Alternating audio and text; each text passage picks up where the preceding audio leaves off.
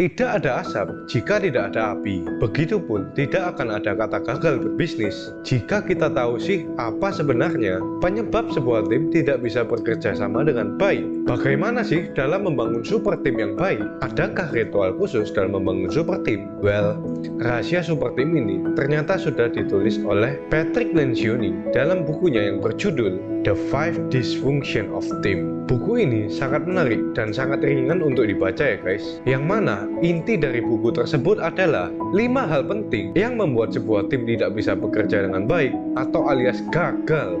Berikut aku akan merangkum beberapa tipsnya yang sesuai dengan standar ISO 9001-2015 klausul 9 tentang evaluasi kinerja sistem manajemen agar kalian bisa mengikutinya dan mendapatkan super tim di tempat kerja Anda, bukannya Superman. So, jangan kemana-mana ya guys.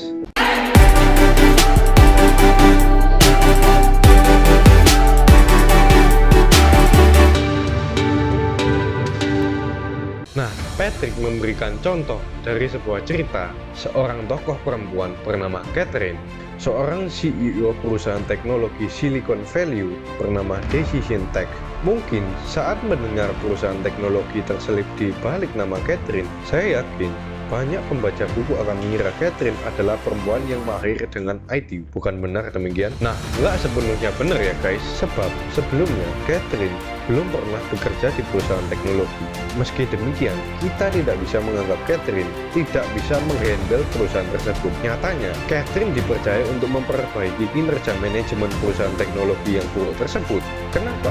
Jelas, jawabannya adalah tim dalam perusahaan tersebut belum mampu bekerja dengan baik. Lalu, apa yang dilakukan Catherine berdasarkan tokoh dalam buku yang ditulis oleh Patrick? Kita langsung masuk ke tipsnya. Tips yang pertama, absence of trust atau kepercayaan. Penyebab utama sebuah tim tidak bisa menjadi super tim adalah tidak adanya kepercayaan antar sesama anggota tim. Memang, membangun kepercayaan bukanlah hal yang mudah ya guys, apalagi dengan orang-orang baru di sekitar kita. Tetapi, jika bisnis kita ingin tumbuh, maka kepercayaan itu memegang peran penting untuk membangun soliditas, yang dimana masing-masing anggota kita harus saling terbuka antara satu sama yang lainnya. Ingat, kepercayaan itu ibarat lem atau bahan perekat. Semakin kuat kepercayaan yang tumbuh di dalam tim, maka semakin solid ikatan tim tersebut. Nah, sebaliknya, jika semakin lemah kepercayaan, tim akan mudah terurai dan tercerai-berai guys. Untuk menciptakan super tim bisa dilakukan dengan cara sederhana. Contohnya seperti sharing season antar tim atau acara kebersamaan seperti olahraga atau makan bersama. Tips yang kedua, fear of conflict.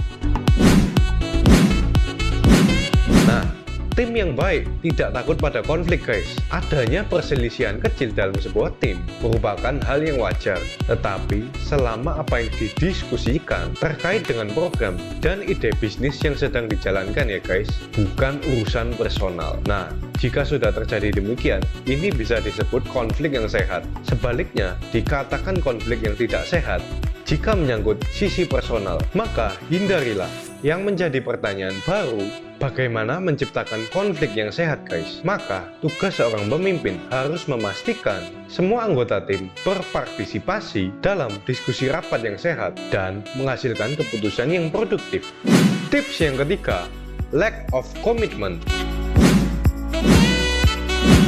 Mulailah dari diri sendiri. Istilah ini benar loh guys, bukan sekedar perintah basa-basi. Sama halnya seperti ketika kita ingin berkomitmen dalam sebuah tim, maka kita harus yakin jika diri sendiri mampu berkomitmen. Sederhananya, setiap anggota tim harus ikut berpartisipasi, sehingga mereka akan merasa pendapatnya akan didengar dan dihargai. Kemudian, setiap akhir meeting antara pemimpin dan timnya harus membuat kesepakatan yang wajib diikuti bersama. Apakah penting guys?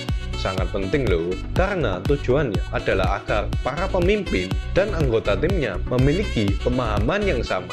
Bayangkan, misal saja nih guys, dalam sebuah perusahaan sudah membuat kesepakatan tidak menerima kerjasama dengan pihak A. Pemimpinnya ini sudah memutuskan sekaligus menginfokan kepada seluruh timnya. Lalu anggota tim mendengarnya dan melaksanakannya. Namun suatu ketika, pemimpin perusahaan tersebut membuat kesepakatan kerjasama dengan pihak A.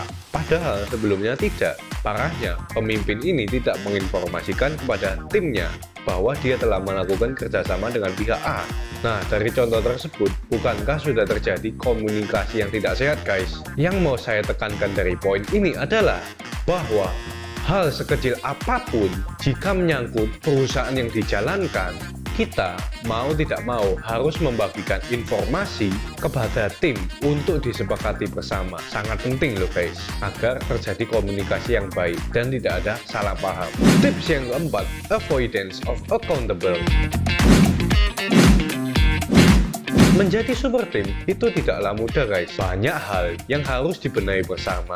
Salah satunya adalah tanggung jawab pekerjaan atas masing-masing tim kerja guys. Setiap anggota tim harus mampu bekerja sesuai dengan apa yang sudah disepakati di awal guys. Nah, apabila ada salah satu anggota yang tidak melaksanakan tanggung jawabnya, pemimpin sekaligus anggota tim lainnya wajib menegur orang tersebut ya guys. Kenapa wajib? Padahal itu bukan urusan saya. Nah, hal ini terjadi dalam sebuah bisnis di mana antar anggota tim tidak berani menegur karena takut terjadi konflik guys. Atau alasan lainnya, takut menyinggung perasaan orang tersebut. Nah, menurut teori Patrick, jika dalam bisnis terdapat masalah seperti ini, bisa disimpulkan bahwa kepercayaan antar anggota tim sangatlah lemah. Pada akhirnya guys, jika ini terus dibiarkan dan tidak terurus dengan benar, tim tidak akan berkembang karena antar anggota tim tidak saling berbicara untuk mencari solusi bersama. Nah, bukankah kunci utama dari teamwork itu adalah saling membantu? Jadi, kita nggak perlu takut mereka tersinggung atau gimana ya guys. Kalau salah ya ditegur. Tips yang kelima, inattention to result. Nah, dalam super team, bukankah kesuksesan sebuah tim lebih penting daripada kesuksesan individu guys? Salah satu anggota tim boleh saja melakukan pekerjaannya dengan sangat baik guys. Tetapi jika diukur dengan ilmu bisnis, maka tim kita telah gagal. Kenapa kok bisa? Jawabannya adalah, ingat, kita menjalankan bisnis berbasis teamwork. Jika yang berhasil satu orang saja, apa fungsi tim yang lainnya? Nggak kerja dong yang lainnya. Patrick mengibaratkan membangun bisnis dengan kerja tim itu ibarat sedang bermain sepak bola guys. Sebanyak apapun kita mampu mencetak gol, tetapi ternyata tim kita kalah, ya tetap saja kalah. Karena sesungguhnya hasil akhir dari kerja tim adalah hasil kelompok, bukan hasil pribadi guys. Nah, apakah kalian sudah menanamkan teknik ini dalam bisnis kalian? Nah, kesimpulannya apa guys? Membangun super team adalah bukan hal yang mudah guys. Juga tidak bisa dilakukan dalam waktu yang kilat atau singkat. Antara pemimpin dan anggotanya harus sudah benar-benar saling mengenal untuk membangun sebuah kepercayaan yang tinggi. Oke guys, mungkin itu beberapa tips yang aku bisa bagikan agar kalian bisa membentuk sebuah super team, bukannya Superman. Kita bertemu di tips berikutnya. Apa kabar? Sukses!